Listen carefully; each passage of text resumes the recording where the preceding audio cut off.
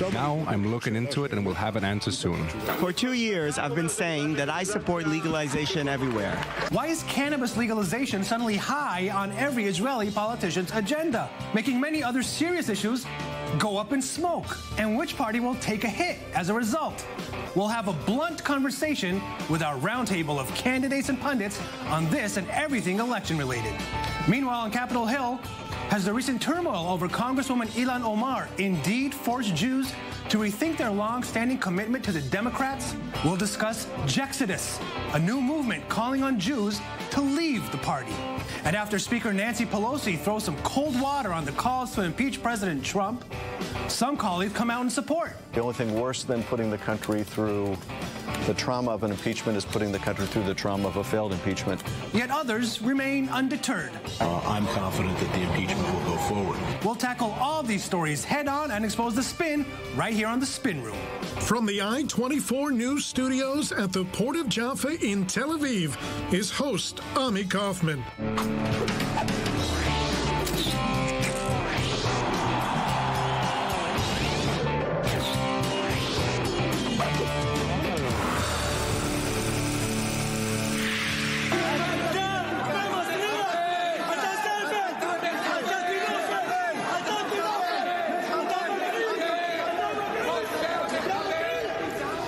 Pandemonium in the halls of justice.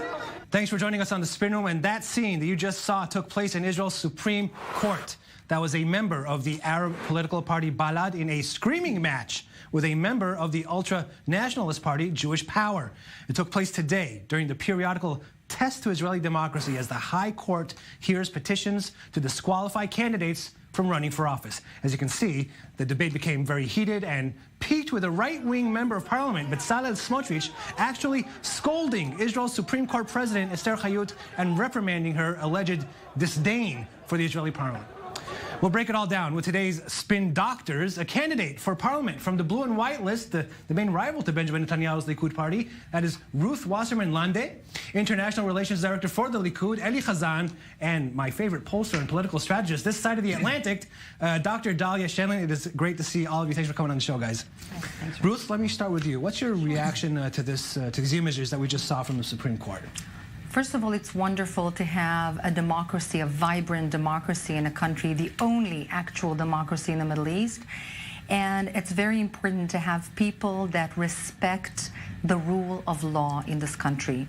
The current government is taking a blow at institutions of the law, and that is something that we see as very difficult, and we need to uphold those institutions as those are the very core of democracy, which we must maintain. So when a lawmaker says he scolds the president of the Supreme Court, that's not really upholding that institution, is it?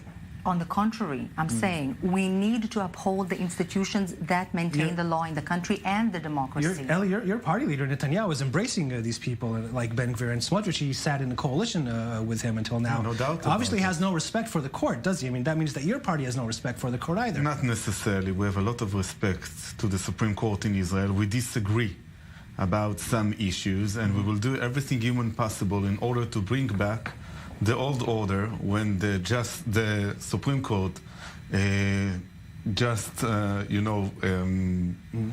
needed to judge, and the Knesset legislated, and the government executed, the policy. Right. We will go back to 1992. This is our intention. Dalia? On the other hand, we don't like this style of Jewish power. Okay. I think that there's an interesting point that Itamar Ben Gvir made.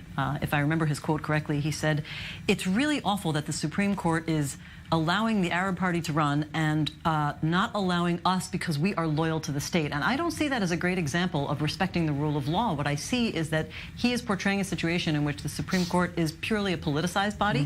And I think that that narrative has taken effect and gathered momentum in Israel among the public over the years. All right, we have to go for a break. And when we come back, more with my guests on all the latest election news and why everyone is talking about weed.